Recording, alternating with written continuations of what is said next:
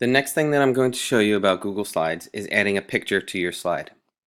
Go back to our Google Classroom and make sure you're in the classwork section.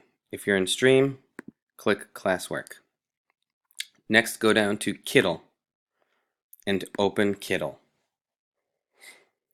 At Kiddle, type in something very specific. Don't just type in canoe if you're looking for a picture of a canoe. Type in Native American canoe. If you want to use this picture right here of a Native American canoe, right click if you have a mouse or use 2 fingers on the touchpad, click and copy image.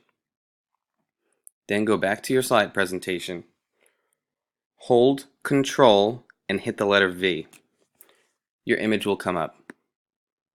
Move the image to where you want it on your slide and resize it to your size preference. If you want to add another picture on the next slide, again go back to Kiddle. And my next one was about lakes. So if I want a picture of a lake, I'll just take this first picture here.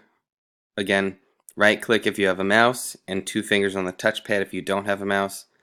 Highlight copy image. Go back to your slide. Hold Control and hit the letter V while you're holding Control. Again, put the image wherever you want it on your slide and resize to your liking.